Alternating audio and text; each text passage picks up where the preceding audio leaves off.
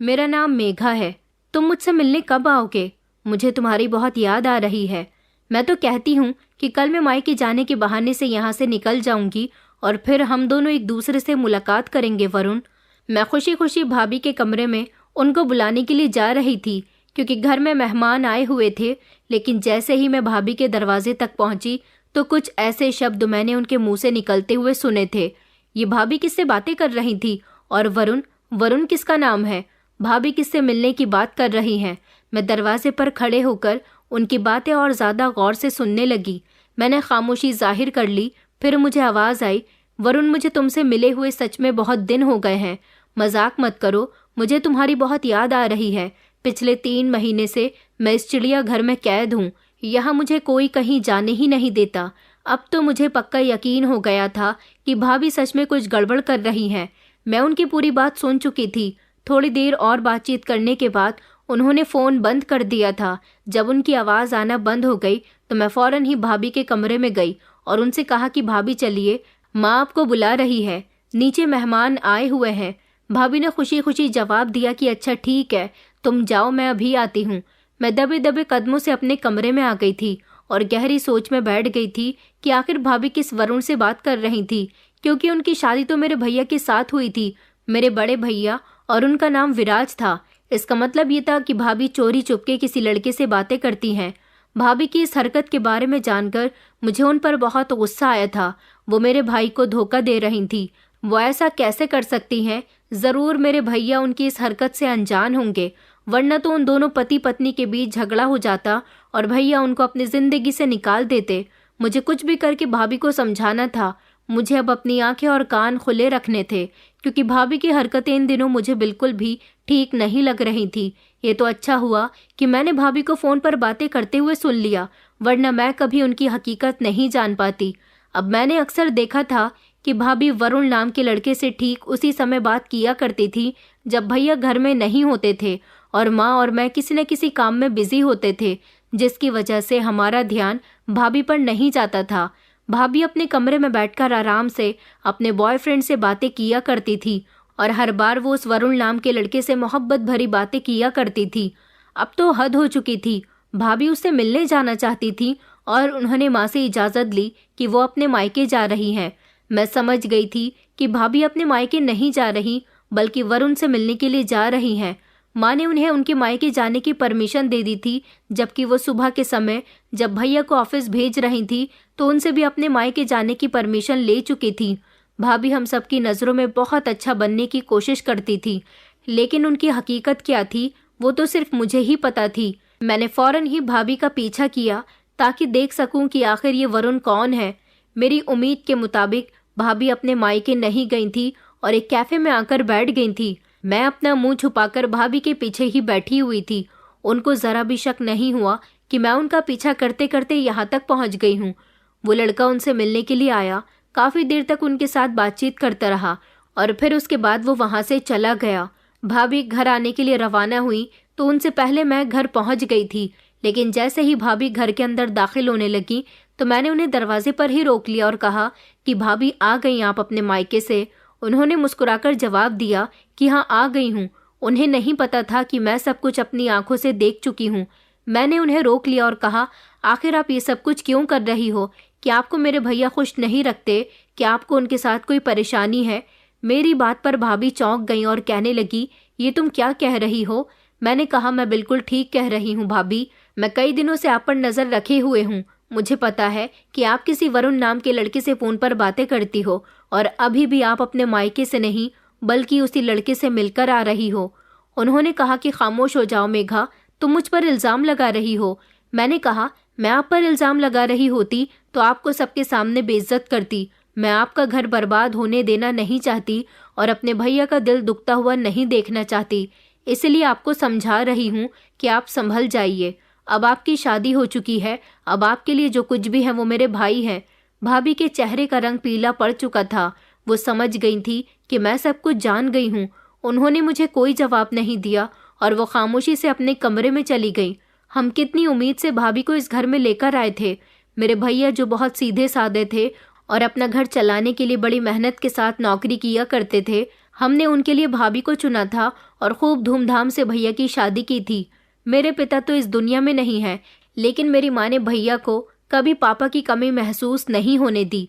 मैं भाभी से कोई बात नहीं कर रही थी क्योंकि मैं उनसे गुस्सा थी, लेकिन भाभी मुझसे बात करने की कोशिश कर रही थी। भैया के आने से पहले ही वो मेरे कमरे में आई और मुझसे हाथ जोड़कर कहने लगी कि इस बारे में प्लीज किसी को कुछ मत बताना। वरुण मेरी पहली मोहब्बत है और पहली मोहब्बत को इंसान इतनी जल्दी और आसानी से नहीं भुलाता। हाँ, मगर मैं कोशिश करूंगी, कभी उससे बात नहीं करूंगी और ना ही कभी मिलने के लिए जाऊंगी। मगर तुम अपने भैया को या मम्मी को इस बारे में कुछ मत बताना। मैंने भाभी से कहा कि भाभी, आइंदा मैं आपको ऐसी कोई हरकत करते हुए ना देखूं, वरना मुझे भैया और माँ को ये सब कुछ बताने में देर नहीं लगेगी। भाभी तो शर्मिंदा हो गई थी। मुझे लगा कि ये सब कुछ यहीं खत्म हो गया। भाभी शांत हो गई हैं, लेकिन मुझे नहीं पता था कि असल तूफान तो अब आने वाला था। 2 दिन गुजर गए थे जब मैं अपने कमरे में बैठी हुई थी और भाभी चलते हुए मेरे कमरे में आई। साथ ही उनके साथ भैया भी आए थे। मैं उस समय पढ़ाई कर रही थी। भैया और भाभी की आंखें लाल हो रही थी। भैया मेरे सामने चलते हुए आए। उन्होंने एक मोबाइल आगे किया और कहने लगे कि ये लड़का कौन है। मैंने ध्यान से देखा तो ये मेरा मोबाइल था। उसमें किसी लड़के का फोटो था और कुछ अजीब अजीब तरह के मैसेजेस भी थे, जिसमें मेरी तरफ से भी चैटिंग हुई थी और लड़के का फोटो भी मेरे साथ था। ये सब कुछ क्या था? भैया ने कहा कि तुम किसी से बातें कर रही हो, बताओ तुम्हारा चक्कर किसके साथ चल रहा है।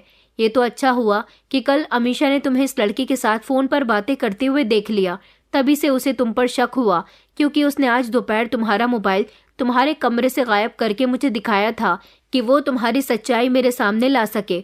मुझे नहीं पता था कि तुम इतनी बिगड़ जाओगी। भैया की बातें सुनकर तो मेरी आवाज कांप उठी। भैया, ये सब आप क्या कह रहे हो? ऐसा कुछ भी नहीं है। इतने में ही भाभी बोल पड़ी और कहने लगी कि ऐसा ही है विराज, आपको अपनी बहन बहुत सीधी लगती है ना। देखिए इस लड़के के साथ कैसे बराबर में खड़े होकर इसने अपनी तस्वीर ली है। मैंने उस तस्वीर को गौर से देखा। मैं तो इस लड़के को जानती भी नहीं थी। पता नहीं ये लड़का कौन था। अभी इस बात का शोर मच ही रहा था कि माँ भी वहां पर आ गई और उन्होंने कहा कि क्या हुआ, यहाँ किस बात का शोर मच रहा है। तो भैया ने माँ को भी वो सब कुछ दिखा दिया, लेकिन मैं जानती थी कि ये सब कुछ झूठ है, मगर मेरी बात का किसी ने यकीन नहीं किया। माँ को जब ये बात बताई गई और फोन दिखाया गया तो माँ की आंखें फटी की फटी रह गई थी। कुछ देर तक तो वो खामोश रही। मैं माँ को इशारा करके कह रही थी कि माँ, मैंने ऐसा नहीं किया, ये सब कुछ झूठ है। मुझे लगा माँ मेरी बात को समझ रही है। माँ धीरे धीरे चलते हुए मेरे करीब आने लगी। मैंने माँ से कुछ कहना चाहा तो एकदम उन्होंने मेरे मुंह पर थप्पड़ मार दिया और कहने लगी, क्या यही दिन देखने के लिए हमने तुम्हारी परवरिश की थी? तुमने हमारा भरोसा तोड़ दिया, तुम ऐसी निकलोगी मुझे बिल्कुल भी उम्मीद नहीं थी। माँ का जोरदार थप्पड़ लगने से मैं अंदर तक टूटकर रह गई थी। मुझे अपनी माँ से ऐसा भरोसा नहीं था। भाभी के पास सबूत था, लेकिन ये सबूत फर्जी था। मगर ये बात मैं कैसे साबित करूं? मैंने उन लोगों से कहा भी कि जरूर इस फोटो को एडिट किया गया है और ये चैटिंग मैंने नहीं की। यहाँ तक कि मैं इस लड़के को भी नहीं जानती। जिस पर भैया ने कहा, तो फिर ये सब कुछ तुम्हारे फोन में कैसे आया? और तुम्हारी भाभी कह रही हैं कि वो पिछले कई दिनों से तुम पर नजर रखे हुए हैं। मैंने हिम्मत करके कह ही दिया कि भैया, भाभी मुझसे बदला ले रही है, क्योंकि कल मैंने खुद भाभी का घर से निकलकर पीछा किया था। वो किसी लड़के से मिलने के लिए गई थी और उनका उस लड़के के साथ अफेयर चल रहा है। मेरी बात पर दूसरे गाल पर भैया ने जोरदार थप्पड़ जड़ दिया और कहने लगे कि अब तुम मेरी पत्नी पर इल्जाम लगा रही हो, तुम्हें शर्म नहीं आती? अपनी भाभी पर इल्जाम लगाते हुए अपने आप को बचाने के लिए बहुत अच्छा तरीका अपनाया है तुमने। मैंने कहा, भैया आप गलत समझ रहे हो, ऐसा कुछ भी नहीं है। भाभी मुझे सिर्फ फंसा रही है। प्लीज भैया। मैं बार बार भैया के सामने भाभी की हकीकत लाने की कोशिश कर रही थी, जिस पर भैया और माँ भड़क उठे थे। उन्हें लगा कि मैं अपने आप को बचाने के लिए उन पर इल्जाम लगा रही हूँ, क्योंकि भाभी मेरे भैया और माँ के लिए बहुत अच्छी थी। उन्होंने इस घर में चालाकी से अपनी जगह बना ली थी और इन लोगों का दिल जीत लिया था। लेकिन हकीकत में वो कैसी थी ये तो मैं ही जानती थी। किसने मेरी बात का यकीन नहीं किया और मेरा भाभी पर इल्जाम लगाना उन लोगों से बर्दाश्त नहीं हो रहा था। इसलिए भैया ने मुझे मेरा हाथ पकड़कर घर से बाहर निकाला और कहने लगे कि तुम्हारे इस घर में कोई जगह नहीं है। हालांकि माँ उन्हें रोक रही थी कि बेटा ऐसा मत करो, जवान लड़की है, कहाँ जाएगी। लेकिन भैया कहने लगे कि माँ, ये मेरी पत्नी पर इल्जाम लगा रही है। ये खुद गलत होते हुए मेरी पत्नी को गलत कह रही है। मैं इसकी बात का यकीन नहीं करूँगा, और अगर ये इस घर में रही तो मेरे और मेरी पत्नी के बीच झगड़ा करवाती रहेगी। ये हम दोनों को खुश नहीं देख सकती। मेरी माँ और भैया के चेहरे पर नफरत थी। भैया मुझे घर से बाहर निकाल रहे थे। पूरा मोहल्ला इकट्ठा हो गया। सब लोग ये तमाशा देख रहे थे और मैं रो रही थी, कह रही थी कि प्लीज़ मुझे यहाँ से मत निकालो। मेरे अपने ही मुझ पर भरोसा नहीं कर रहे थे। भैया ने मेरा मोबाइल भी ज़मीन पर देकर पटक दिया। मुझे तो पता ही नहीं चला कि भाभी ने कब मेरे कमरे से मेरा मोबाइल चोरी कर लिया, क्योंकि मैं अपने आप को ज़्यादातर पढ़ाई में बिजी रखती थी, इसलिए मुझे मोबाइल का इस्तेमाल करने की ज़्यादा फुर्सत ही नहीं मिलती थी। भैया ने मुझे घर से निकालकर दरवाज़ा अंदर से बंद कर लिया था। मैं ज़ोर ज़ोर से दरवाज़ा पीट रही थी और कह रही थी कि भैया मैं बेकसूर हूँ, गलती आपकी पत्नी की है। आप ये बात समझने की कोशिश क्यों नहीं कर रहे हो? भैया ने ज़ोर से दरवाज़ा खोला और मुझे बाजू से पकड़कर ज़मीन पर धक्का दे दिया। अब अगर तुमने आइंदा मेरी पत्नी को लेकर एक शब्द भी अपने मुंह से निकाला तो मैं तुम्हारी जान ले लूँगा। हमारे ख़ानदान में किसी ने भी दूर दूर तक ऐसी हरकत नहीं की जैसी तुमने की है। पढ़ाई के बहाने आशिकों से मिलने जाती हो, मोबाइल का गलत इस्तेमाल करती हो। मुझे तुमसे ऐसी उम्मीद नहीं थी। मैं भैया से हाथ जोड़कर कहने लगी कि भैया प्लीज़ मेरी बात को समझने की कोशिश करो, ऐसा कुछ भी नहीं है। मगर उन्होंने मेरी बात नहीं सुनी और अब की बार जब दरवाज़ा बंद हुआ तो दोबारा मेरे लिए खुला ही नहीं। मेरी माँ मेरे लिए रो रही थी। वो चाहती थी कि अगर बेटी से गलती हुई है तो उसको माफ़ कर देना चाहिए, लेकिन भैया के आगे माँ की भी नहीं चल सकी और इस तरह कुछ ही घंटों में मेरी ज़िंदगी बर्बाद हो गई। और मेरी ज़िंदगी बर्बाद करने वाला इंसान मेरी भाभी थी। मुझे नहीं पता था कि वो मेरे साथ ऐसा खेल खेल सकती हैं। भैया ने कहा था कि जाओ यहाँ से, जिसके साथ अपना चक्कर चला रही हो उसी के पास चली जाओ, यहाँ तुम्हारे लिए कोई जगह नहीं है। लेकिन मेरा चक्कर किसी से चल ही नहीं रहा था। भाभी ने मोबाइल में बहुत अच्छी एडिटिंग की थी और मैं जानती थी कि उन्होंने वो चैट मेरे फ़ोन तक कैसे पहुँचाई थी। मैं पढ़ी लिखी थी, इतना तो बहुत अच्छे से जानती थी, मगर मुझसे भी ज़्यादा चालाक तो मेरी भाभी थी। सारे मोहल्ले वाले मुझे नज़र उठा उठाकर देख रहे थे और मेरे बारे में बातें कर रहे थे कि भाई ने कुछ ऐसा वैसा देख लिया, तभी तो अपनी बहन को घर से निकाल दिया। भैया की शादी 3 महीने पहले हुई थी और मेरे पापा की मौत को 4 साल हो चुके थे। जब मेरे पापा की मौत हुई थी तो भैया ने कहा था कि वो हमारा बहुत ख्याल रखेंगे। उन्होंने कहा था कि भाई हमेशा पिता समान होता है और मैं पिता और भाई दोनों बनकर तुम्हारा ख्याल रखूंगा। आज मुझे भैया के कहे गए वो सारे शब्द फिजूल लग रहे थे। मैं फूट फूट कर रो रही थी और फिर क्या करती। इस मोहल्ले में रुककर यहाँ सब लोग मुझे देखकर अजीब अजीब तरह की बातें कर रहे थे और अजीब नज़रों से घूर रहे थे, लेकिन मैं कहाँ जाऊँ। धीरे धीरे शाम होने लगी थी और रात का अंधेरा फैलने लगा था। 2-3 घंटे तो मैंने इधर उधर टहलकर गुजार लिए थे, लेकिन ये सारी रात मैं कहाँ गुजारूंगी। उन लोगों को लगता था कि मैं अपने किसी आशिक के पास चली जाऊंगी, लेकिन मेरा कोई आशिक नहीं था। मैंने तो हमेशा अपने माता पिता और भाई की इज्जत का ख्याल किया था। पढ़ाई करने के अलावा मैं कोई दूसरा काम नहीं करती थी, मगर फिर भी भाभी मुझे मेरे घर से निकालने में कामयाब रहीं। रात का समय था, सर्दी बढ़ती जा रही थी। मैंने अपने दुपट्टे से खुद को लपेट लिया था, लेकिन दुपट्टा हल्का होने की वजह से मुझे ठंड लग रही थी और मेरे दांत कररा रहे थे।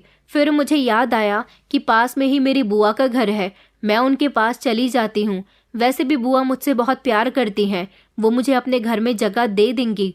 आज की रात तो गुजर जाएगी, कल सुबह जाकर मैं दोबारा से भैया और माँ को समझाने की कोशिश करूँगी कि मेरी कोई गलती नहीं है, वो मुझे घर में आने दे। और वैसे भी मैं बेकसूर थी, मैंने कुछ नहीं किया था, मुझ पर सिर्फ इल्ज़ाम लगाया गया। मैं चलते चलते बुआ के घर के दरवाजे तक पहुंच गई थी। मैंने उनके घर का दरवाज़ा बजाया तो दरवाज़ा बुआ जी ने ही खोला था। मेरी नज़र जैसे ही बुआ के चेहरे पर गई तो मेरे होश उड़ गए थे, क्योंकि आज बुआ के चेहरे पर वो मोहब्बत नहीं थी जो हमेशा मेरे लिए हुआ करती थी। मैं कुछ कहने ही वाली थी, इतने में बुआ सख्ती से बोल पड़ी कि यहाँ पर क्यों आई हो। मैंने कहा बुआ जी मैं बहुत परेशान हूँ, क्या मैं अंदर आ सकती हूँ। बुआ जी ने हाथ का इशारा करके मुझे रोक दिया और कहने लगी कि यहाँ आने की कोई ज़रूरत नहीं है। यहाँ तक कि उन्होंने अपने घर का दरवाज़ा भी मजबूती से पकड़ लिया था। उन्होंने कहा कि मुझे शर्मिंदा करने के लिए आई हो। उनके शब्द तो जहर की तरह मेरे दिल में उतर गए थे। मैंने कहा नहीं बुआ जी, मैं तो बस आपके घर एक रात गुजारने के लिए आई हूँ। मैं बेकसूर हूँ बुआ जी। मैंने उनसे रिक्वेस्ट की क्योंकि मैं जानती थी कि ज़रूर उन्हें कुछ न कुछ पता चला है। बुआ जी की जहरीली आवाज आई। कहने लगी, तो क्या सब लोग झूठ बोल रहे हैं? अभी थोड़ी देर पहले ही मेरे पास अमीशा का फोन आया था। यहाँ तक कि सारे मोहल्ले वाले और रिश्तेदार तुम्हें गलत कह रहे हैं। इसका मतलब तुम अकेली सही हो, बाकी सब गलत हैं। मैंने कहा, बुआ जी प्लीज आप तो मुझे समझने की कोशिश करो। मैंने उनके आगे हाथ जोड़े। बुआ जी ने कहा कि बस करो और चली जाओ यहाँ से। हम इज्जतदार लोग हैं। मैं तुम्हें अपने घर में रखकर अपने घर की इज्जत खराब नहीं करना चाहती। बुआ जी ने भी मेरी एक नहीं सुनी और मेरे ही मुंह पर खट से दरवाजा बंद कर दिया। यहाँ भी मेरी बेइज्जती हो गई। मैं बेयकीनी से दरवाजे को देख रही थी। मैंने दरवाजे को पीटना शुरू कर दिया, लेकिन दूसरी तरफ खामोशी थी। मैं वहीं चौखट पर बैठकर जोर जोर से रोने लगी, मगर मेरा रोना या मेरी चीख सुनने वाला वहां कोई भी नहीं था। तभी अचानक मौसम बिगड़ने लगा। शायद रात के 12 बज रहे थे। बादल गरज रहे थे और मुझे डर लगने लगा कि बारिश की बूंदें धीमे धीमे मेरे चेहरे पर आने लगी। मैं चलते चलते हाईवे पर आ गई थी और वहां कुछ दूरी पर जाने के बाद मुझे एक ढाबा नजर आया। उस ढाबे के आगे एक कुर्सी पड़ी हुई थी। मैंने उस पर बैठने की कोशिश की, लेकिन जैसे ही मैं वहां पहुंची तो ढाबे के मालिक ने मुझे घूर कर देखा और कुर्सी खींच ली। कहने लगा कि चलो भागो यहाँ से, आ जाते हैं न जाने कहाँ कहाँ से। मैं कुछ न कह सकी और वहां से धुतकार कर आगे बढ़ गई। मैं सुबह की भूखी प्यासी थी, बारिश में भीग भी गई थी और इसीलिए मुझे बहुत ठंड लग रही थी। मैं बहुत थक चुकी थी। कहीं बैठने के लिए जगह तलाश कर रही थी, मगर मुझे किसी ने सहारा नहीं दिया। और फिर चलते चलते अचानक मेरी आंखों के सामने अंधेरा आने लगा और मैं चक्कर खाकर गिर गई थी। मगर जब मेरी आंख खुली तो मैंने देखा कि एक बूढ़ी औरत मेरे बराबर में बैठी हुई थी। उसने कहा कि परेशान मत हो बेटी। मुझे ऐसा लगा जैसे बहुत सालों के बाद किसी ने मेरे साथ हमदर्दी की है। उस औरत ने मुझे बेहोश सड़क पर पाया था और फिर वो मुझे अपने घर ले आई थी। जैसे ही मैं होश में आई तो उसने मुझे एक गिलास पानी पिलाया। मैंने उसका घर देखा जो चारों तरफ से टूटा फूटा था। वो कोई बहुत गरीब औरत थी। मैंने शुक्र की सांस ली कि ऊपर वाले ने मेरी रात सड़क पर नहीं बल्कि बूढ़ी औरत के घर में गुजरवा दी थी। उसने मुझसे पूछा कि तुम कौन हो। मेरे मुंह से सिर्फ एक ही आवाज निकली कि मैं अकेली हूँ। उसने कहा कि अच्छा, मुझे तुम्हारी तबीयत ठीक नहीं लग रही है। कल रात मैंने तुम्हें सड़क के किनारे बेहोश देखा था, तो इसलिए अपने घर लेकर आ गई। बताओ तुम्हारा घर कहाँ है, तुम्हारा परिवार कहाँ है। फिर मुझ पर जो बीती थी वो मैंने उस औरत को बता दिया और कहा कि मेरे घर वाले मुझे अपनाने के लिए तैयार नहीं हैं। उसने कहा कि तुम फिक्र मत करो, बच्चों से गलती हो जाती है। मैं तुम्हारे घर जाकर तुम्हारे घर वालों से बात करूंगी। मैंने उस औरत को अपने घर का एड्रेस दे दिया था, लेकिन जब वो वापस आई तो उसने मुझे एक दिल दहलाने वाली खबर सुनाई थी। उसने बताया था कि मैं तुम्हारे बताए हुए पते पर गई थी, मगर वहां तो ताला लगा हुआ है। आसपास के लोगों से पता चला कि उनकी बेटी का किसी के साथ चक्कर था और उसकी वजह से उनकी बहुत बदनामी हुई। मोहल्ले के लोग इन लोगों को बुरा भला कहने लगे थे। बेटे को लग रहा था कि यहाँ उनका रहना दुश्वार हो रहा है, इसलिए वो मोहल्ला ही छोड़कर चले गए। मैंने जोर जोर से रोना शुरू कर दिया कि मेरे घर वालों को मुझ पर बिल्कुल भी भरोसा नहीं है। आखिर वो लोग ऐसा क्यों कर सकते हैं। उस औरत ने मुझसे कहा कि बेटी, मैं भी एक गरीब औरत हूँ, लोगों के घरों से मांग कर खाती हूँ। मैं तुम्हारी से ज्यादा मदद नहीं कर सकती। तुम मेरे घर से चली जाओ, क्योंकि यहाँ मेरा अपना गुजारा बहुत मुश्किल है। मैं चाहती तो तुम्हें अपने घर में जगह दे सकती थी, लेकिन मेरे लिए ये सब मुमकिन नहीं है। उस औरत ने हाथ जोड़कर मुझसे कहा तो मुझे उस पर तरस आ गया कि उसने मेरी इतनी मदद कर दी थी। मेरे लिए यही बहुत था। यहाँ तक कि वो मेरे घर वालों को मनाने के लिए भी चली गई थी। मैंने कहा कि कोई बात नहीं आंटी, आपने मेरे लिए इतना सब कुछ किया, ऊपर वाला हमेशा आपकी मदद करेगा। ये कहकर मैं उनके घर से निकल गई थी और अब मुझे नहीं पता था कि मुझे कहाँ जाना है। मेरी आंखों से लगातार आंसू बह रहे थे। कोई नहीं था जो मेरे दुख में शामिल होता, कोई नहीं था मेरा आंसू पोंछने वाला, लेकिन मेरे दिल में अभी भी एक उम्मीद बाकी थी। मैं दोबारा से अपने मोहल्ले चली गई। मुझे लगता था कि वहाँ किसी को तो पता होगा कि मेरे घर वाले कहाँ गए हैं। मैं जब वापस अपने मोहल्ले गई तो वहाँ के लोगों ने मुझे देखकर भीड़ इकट्ठी करनी शुरू कर दी। मैंने उनसे पूछा कि मेरे घर वाले कहाँ गए, तो उन्होंने कहा कि अरे मनहूस, तू फिर से आ गई। तेरी बदनामी के डर से तो तेरा भाई, तेरी माँ और उसकी पत्नी को वो यहाँ से लेकर चला गया। मैंने कहा कि ऐसा मत कहिए, मैंने कुछ गलत नहीं किया था। मेरी भाभी ने मुझ पर इल्ज़ाम लगाया था। वो लोग अगर जहाँ कहीं भी गए हैं, आपको उनके बारे में कुछ पता है तो प्लीज़ मुझे ज़रूर बताइए। उन्होंने कहा कि हमें नहीं पता तुम्हारे घर वाले कहाँ गए। हाँ, मगर उन्होंने जाते समय इतना ज़रूर कहा था कि हम किसी मेघा को नहीं जानते। मेघा हमारे लिए मर गई है। ये बात सुनकर मेरा दिल टूट गया था और मैं बुरी तरह से रोने लगी थी। लोग मुझे बुरा भला कह रहे थे कि अब पता नहीं यहाँ क्या लेने के लिए आई है। इसने कुछ तो गलत किया ही होगा, तभी तो इसके घर वालों ने इसे घर से निकाल दिया था। ऐसी बेटियां भी ऊपर वाला किसी को न दे। इन सारी बातों का मुझ पर बहुत बुरा असर हो रहा था। रोने के अलावा कुछ नहीं कर सकती थी। मैं आसमान की तरफ देखकर ऊपर वाले से प्रार्थना कर रही थी कि मेरी आजमाइश कब खत्म होगी, और मैं रोते रोते वहीं जमीन पर बैठ गई तो मोहल्ले की ही एक औरत ने कहा, अरे लड़की, अब यहीं बैठे रहने का इरादा है क्या? चल यहाँ से जा। तुझ जैसी बदनामी को तेरे घर वालों ने एक्सेप्ट नहीं किया तो हम क्या तुझे अपने मोहल्ले में कबूल करेंगे? चल भाग यहाँ से। तुझ जैसी बिगड़ी हुई लड़की के लिए यहाँ कोई जगह नहीं है। ये सब सुनते ही मेरा दिल बिखरकर चूरा चूरा हो गया था। बिगड़ी हुई लड़की, ऐसे शब्द तो मैं अपने लिए पहली बार सुन रही थी। ये वही मोहल्ला था और वही लोग थे जो मुझे हमेशा अच्छा समझा करते थे, लेकिन आज वो मुझे कसूरवार समझ रहे थे। और फिर इसी तरह दिन से रात हो गई। मैं अकेली इधर से उधर भटक रही थी। मैं बेसहारा बेघर हो चुकी थी। मुझे समझ नहीं आ रहा था कि मैं कहाँ जाऊं, कौन मेरा होगा। मैंने अपनी आंखें बंद कर ली थी और आसमान की तरफ मुंह कर लिया और रोने लगी। रात गहरी होने लगी थी और मैं फिर से इधर से उधर भटक रही थी। मैं सड़क पर थी। सड़क पर गाड़ियां गुजर रही थी और दूर कहीं से कुत्तों के भौंकने की आवाज आ रही थी। मैं भूखी थी और बहुत थकी हुई थी।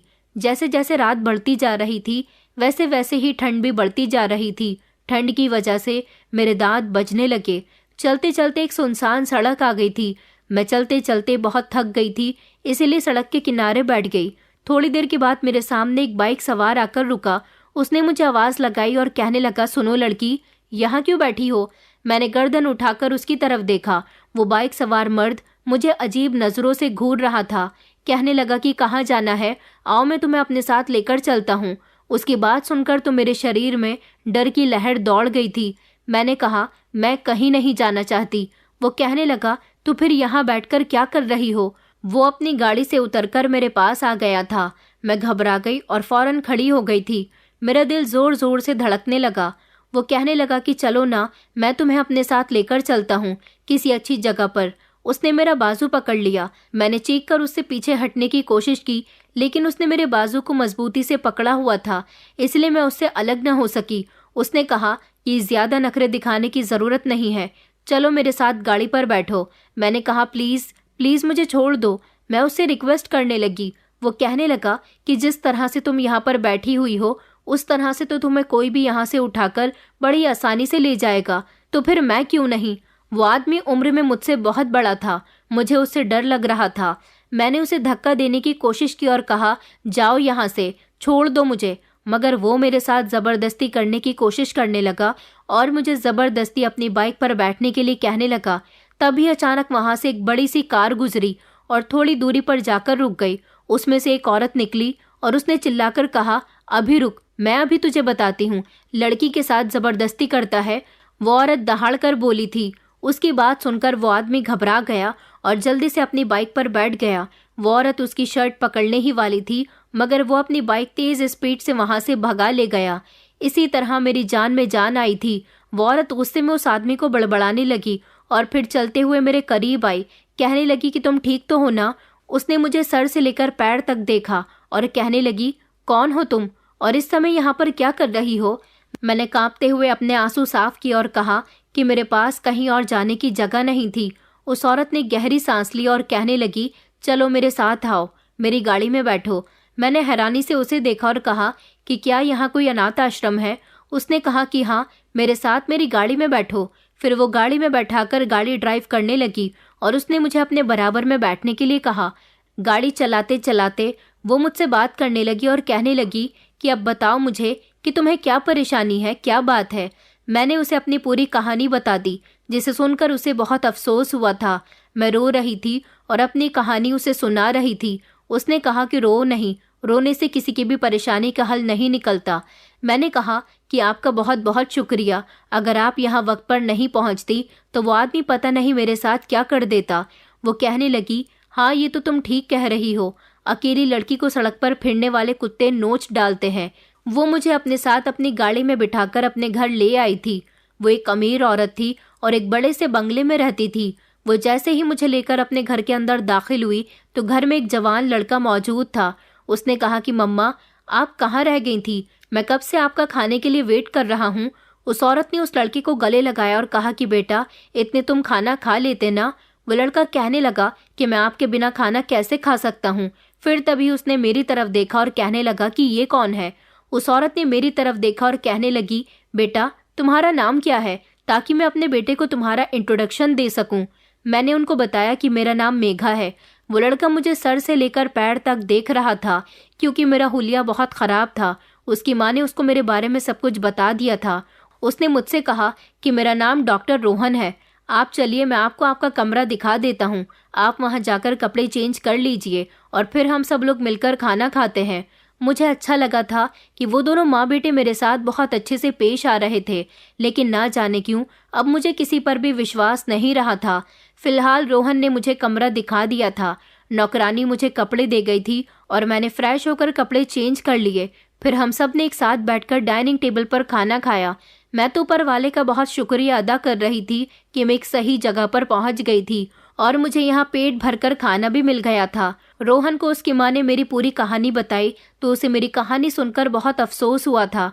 उसने कहा, ये तो आपके घर वालों ने आपके साथ बहुत ही बुरा किया। उनको अपनी बेटी पर भरोसा करना चाहिए था। वो दोनों माँ बेटे मेरे साथ हमदर्दी कर रहे थे।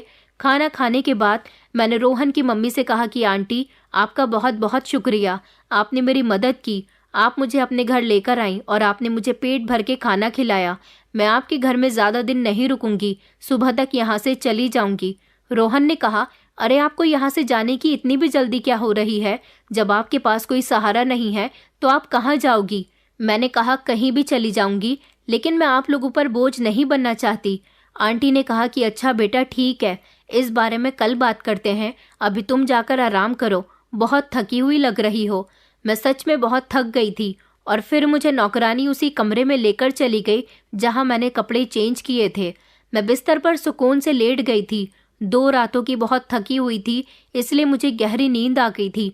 लेकिन जब सुबह मेरी आंख खुली तो मैंने अपने आप से सवाल किया कि मुझे यहाँ से चले जाना चाहिए, लेकिन कहाँ। अभी मैं जागी ही थी कि आंटी नौकरानी के साथ नाश्ता लेकर मेरे कमरे में दाखिल हुई। फिर मेरे करीब बैठकर कहने लगी कि बेटा, ये तुम्हारे लिए नाश्ता रहा, तुम आराम से फ्रेश होकर नाश्ता कर लो। मैंने आंटी के हाथ पर अपना हाथ रखा और कहा कि मैं आपका यह एहसान कैसे चुकाऊंगी। उन्होंने कहा कि बेटा देखो, मैं एक अस्पताल की डायरेक्टर होने के साथ साथ एक सोशल वर्कर भी हूँ। गरीब बेसहारा लोगों की मदद करती हूँ। तुम मुझे बहुत मासूम लगी हो, तुम्हारी आंखों में मुझे सच्चाई नजर आती है। मुझे डर है कि अगर तुम कहीं और चली गई तो फिर से तुम्हारे साथ वही सब कुछ न हो जो कल रात हो सकता था। मैंने कहा, आंटी तो क्या आप मेरी एक और मदद कर सकती हैं? उन्होंने कहा कि हाँ बेटा, बताओ मैं किस तरह तुम्हारी मदद कर सकती हूँ। मैंने कहा कि आप मुझे कहीं नौकरी दिलवा दीजिए। मैं पढ़ी लिखी हूँ, मैं डॉक्टर बनना चाहती थी और अभी पढ़ रही हूँ, लेकिन मेरे साथ ये सब कुछ हो गया। मुझे लगता है कि मेरा डॉक्टर बनने का सपना अधूरा रह गया और आप मेरे लिए किसी हॉस्टल का बंदोबस्त भी कर दीजिए जहाँ पर मैं रह सकूँ। मैं नौकरी कर लूँगी और नौकरी करने के बाद जो मेरे पास पैसे आएंगे उनसे मैं हॉस्टल का रेंट भी दे दिया करूँगी। उन्होंने कहा कि अच्छा बेटा, तो फिर मैं तुमसे ये कहना चाहूँगी कि तुम डॉक्टर बनो, अपना डॉक्टर बनने का सपना पूरा करो, और अगर तुम्हें नौकरी करनी है तो तुम मेरे ही अस्पताल में नर्स की नौकरी करो। वहाँ तुम्हें ट्रेनिंग भी मिलती रहेगी और मैं तुम्हें सैलरी भी दे दिया करूँगी। और रही बात कि तुम हॉस्टल में रहना चाहती हो तो तुम मेरे घर में रहो और मुझे हॉस्टल का रेंट दे दिया करो। मैं उनकी बात पर मुस्कुराई थी और सोच रही थी कि क्या ये कोई सपना तो नहीं है? क्या कोई इतना भी अच्छा हो सकता है? क्या इस दुनिया में अच्छे लोग अभी भी बाकी हैं? मगर ये सब कुछ सच था। अगले ही दिन मैंने आंटी के अस्पताल में जाना शुरू कर दिया। उनका बेटा डॉक्टर रोहन वहाँ का डॉक्टर था और वो अस्पताल की डायरेक्टर थी। मैंने अपनी पढ़ाई भी शुरू कर दी और मैं सारा दिन उनके अस्पताल में नर्स की नौकरी करती। रात को उनके साथ घर आ जाती तो अपने आप को कमरे में बंद कर लिया करती थी और ज़्यादातर पढ़ाई करती रहती थी। मेरी इतनी मेहनत और लगन आंटी और उनके बेटे को बहुत अच्छी लगती थी। उन लोगों ने मुझे अपने परिवार का हिस्सा बना लिया था, लेकिन इस बीच मुझे अपने घर वालों की भी बहुत याद आया करती थी और फिर अफसोस होता था कि आखिर उन्होंने मेरे साथ ऐसा क्यों किया, क्यों मेरी बात पर यकीन नहीं किया। मैं नीट की तैयारी कर रही थी, इसके लिए मुझे खूब मेहनत करनी थी और मेरी ये मेहनत और लगन देखकर डॉक्टर रोहन और उनकी माँ बहुत खुश हुआ करते थे।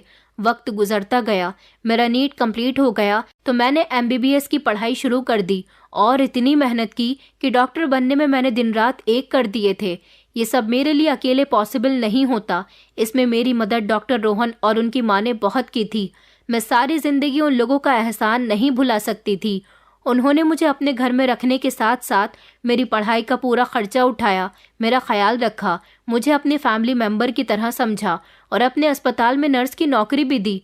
मैं नर्स की नौकरी भी मन लगाकर कर रही थी, जिससे उन दोनों माँ बेटे को ये यकीन हो गया था कि मैं बहुत मेहनती लड़की हूँ। वो हमेशा मेरी तारीफ किया करते थे और फिर इसी तरह 5 साल और गुजर गए थे। मेरा MBBS कंप्लीट हो गया था और मैं डॉक्टर बन चुकी थी। ये सफ़र मेरे लिए काफ़ी कठिन और मुश्किल था और बहुत सारी मेहनत का रहा था, लेकिन ऊपर वाले ने मुझे सफलता दे दी थी। डॉक्टर रोहन और उनकी माँ ने मुझे अपने साथ अपने हॉस्पिटल की डॉक्टर बना दिया और फिर मैं उनके अस्पताल में एक नर्स के बजाय अब डॉक्टर की पोस्ट पर आ गई थी। डॉक्टर रोहन की माँ हमेशा मुझसे कहती थी कि मुझे तुम में अपनी बेटी दिखाई देती है, इसलिए मैंने तुम्हारी इतनी मदद की। उनकी 12 साल की एक बेटी थी जिसकी किसी बीमारी की वजह से मौत हो गई थी। उन्होंने कहा कि तुम में मुझे अपनी वही बेटी दिखाई देती है, इसलिए मैंने उनको आंटी के बजाय माँ कहना शुरू कर दिया और अब डॉक्टर रोहन और मैं, अस्पताल के बाकी सारे डॉक्टर उनके अस्पताल को चला रहे थे। मैं एक काबिल डॉक्टर बन गई थी। इतने साल गुजरने के बाद धीरे धीरे मेरे दिल से मेरे घर वालों का ख्याल भी खत्म हो गया, क्योंकि अब मुझे नया परिवार जो मिल गया था। इन लोगों ने मुझे इतना प्यार दिया था कि मुझे कभी अपनी माँ और भैया की याद ही नहीं आई थी, और कभी अगर मुझे उनकी याद आ भी जाती थी तो मैं अपने दिल से उनका ख्याल निकाल दिया करती थी और सोचती थी कि इतने सालों तक उन्होंने कभी मुझे पलटकर नहीं देखा, कभी अपनी बेटी के बारे में नहीं सोचा कि अगर हमने उसे घर से निकाल दिया है तो वो कहाँ जाएगी, कहाँ रहेगी। ये तो ऊपर वाले ने मुझे इन लोगों से मिलवा दिया, वरना तो ना जाने मेरे साथ क्या होता। इसी दौरान डॉक्टर रोहन ने एक दिन मुझे प्रपोज कर दिया और कहा कि वो मुझसे शादी करना चाहते हैं। ये सब सुनकर तो मैं हैरान रह गई थी। मुझे अपने कानों पर विश्वास नहीं हो रहा था। मुझे लगा कहीं पहले वाला इल्ज़ाम मेरे साथ दोहराया न जाए। मेरे दिल में डॉक्टर रोहन के लिए ऐसी कोई फीलिंग नहीं थी। ऐसा ना हो कि उनकी माँ को ये बात बुरी लगे, उनको लगे कि मैंने उनके बेटे पर कोई जादू कर दिया, उनके घर में रहकर उनके बेटे को अपने प्यार के जाल में फंसा लिया, क्योंकि ये सब कुछ मैंने बड़ी मुश्किल से हासिल किया था।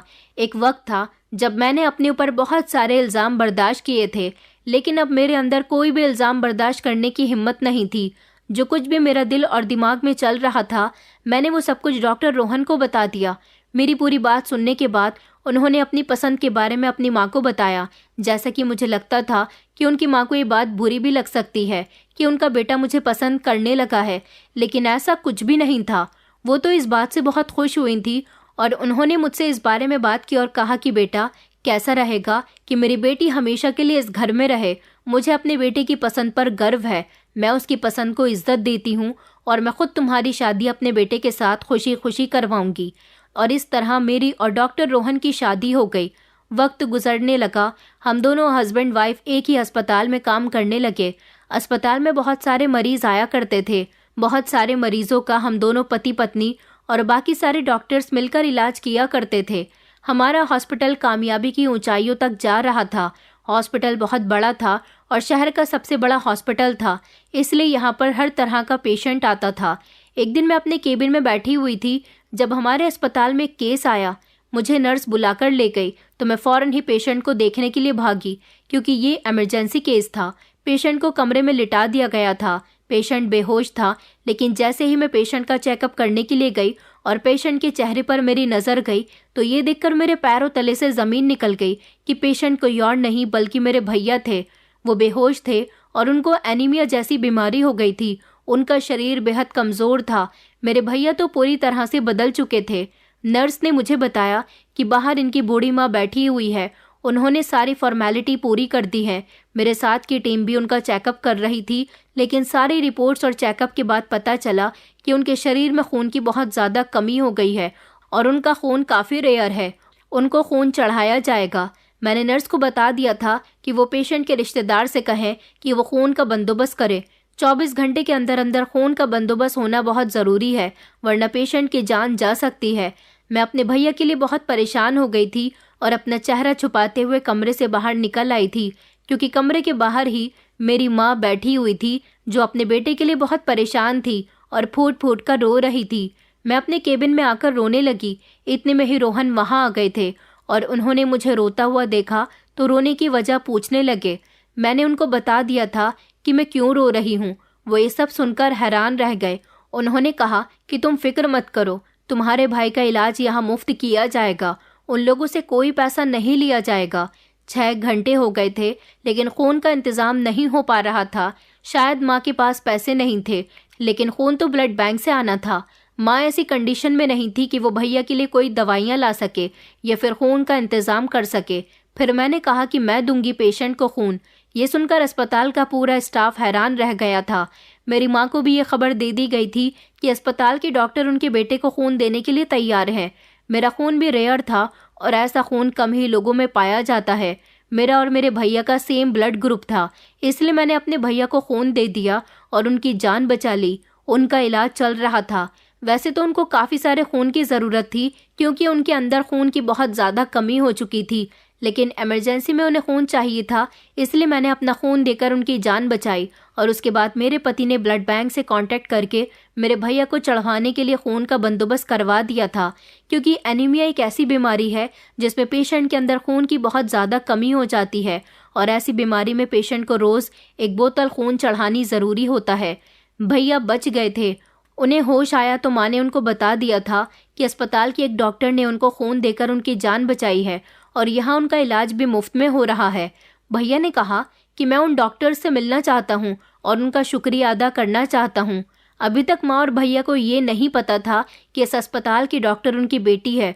माँ मुझसे मिलना चाहती थी और भैया को भी मुझसे मिलवाना चाहती थी, इसलिए वो मेरी गैर मौजूदगी में नर्स के साथ मेरे केबिन में आ गई। मगर वहाँ पर उन्होंने मेरी फ़ोटो लगी हुई देख ली, जिसे देखकर वो तुरंत पहचान गई कि फ़ोटो में तो उनकी बेटी है। फिर नर्स ने उन्हें बताया कि ये इस अस्पताल की डॉक्टर मेघा हैं और यहाँ के सीनियर डॉक्टर रोहन सर की वाइफ हैं। ये सुनकर तो जैसे मेरी माँ के होश ही उड़ गए थे और फिर अब तो वो मुझसे मिलने के लिए बेहद बेचैन हो रही थी। उन्होंने जब भैया को भी ये बात बताई तो भैया बहुत शर्मिंदा हुए थे और वो भी मुझसे मिलना चाहते थे, मुझसे बात करना चाहते थे। फिर आखिरकार उनका मेरा सामना हो ही गया।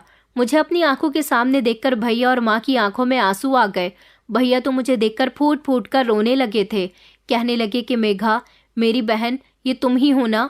उन्होंने मेरे आगे हाथ जोड़े और कहने लगे कि मुझे माफ़ कर दो, मैंने अमीशा की वजह से तुम्हें गलत समझा, तुम्हारे साथ बहुत बुरा किया। माँ भी कुछ ऐसा ही कह रही थी। भैया ने रोते हुए कहा कि मेघा, मैंने तुम्हें बहुत ढूंढा, मगर तुम कहाँ चली गई थी। आंखों में आंसू आ गए थे। मैंने कहा, क्या सच में आप लोगों ने मुझे तलाश किया था। भैया और माँ मेरी बात पर शर्मिंदा हो गए। उन्होंने अपनी नज़रें झुका ली थी। माँ कहने लगी कि हाँ बेटा, पिछले 4 साल से हम तुम्हें तलाश कर रहे हैं, जब से अमीशा हम लोगों को छोड़कर गई है। मैंने कहा, क्या भाभी आपको छोड़कर चली गई, क्यों।